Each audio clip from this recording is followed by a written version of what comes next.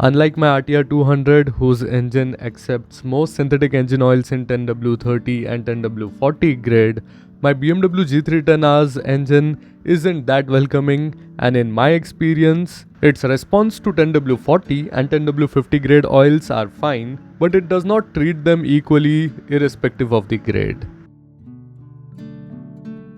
I did use a few 10W50 grade oils in this machine, but comparatively I liked the way it responded to the Yamaha Lube Racing 10W40 grade engine oil. So with that in mind and my past experience with the Putoline N-Tech Pro R Plus in my RTR 200, I went ahead with its 10W40 grade in my BMW G310R. In my past couple of months of use in the Maharashtra winter, summer and now the rains, I do have observed the good and not so good side of this oil. To start with, I will say the Ntech Pro R Plus gave me the best cold start or morning start experience, where anyone who owns this machine will agree that this 3-ton engine can be rough during the cold start, especially with the transmission. Where this improvement can be possibly due to the maximum additive treatment in this oil, where the kinematic viscosity is about 85 mm² per second at 40 degrees Celsius, which is less viscous than other premium 10W40 grade engine oils from Liquimoly like the Street Race or the Motul 100. By the way, in terms of physical properties, the Ntech Pro R Plus is very similar to the Liquimoly Street Race 10W40,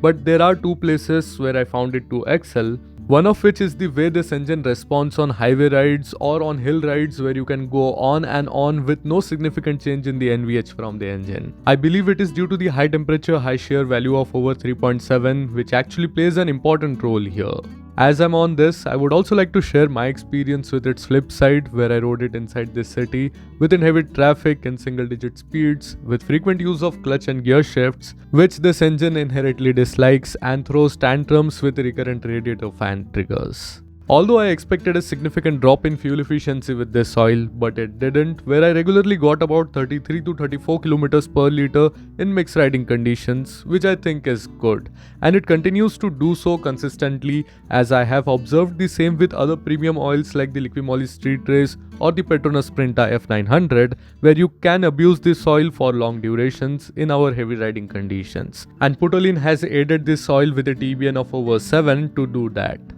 Although I didn't get to ride the 310R with the Putoline as much as I would have liked to, but with my experience with the RTR 200, I can say there was never a problem with the drop in oil level or a need for top up. Although the flash point of 244 degrees Celsius and pour point of minus 36 degrees Celsius is impressive, I personally feel these European formulated and manufactured oils perform really well in subtropical climates as well.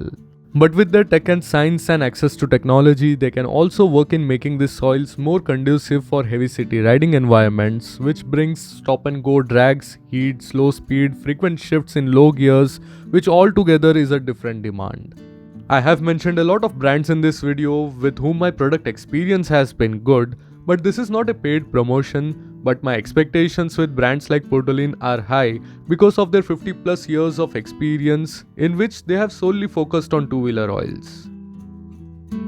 I am also keen to do a lab test on this oil to report the max additive treatment that they claim on the pack, so do share your interest in the comment section. So that's it for this video, and I hope you guys have liked it.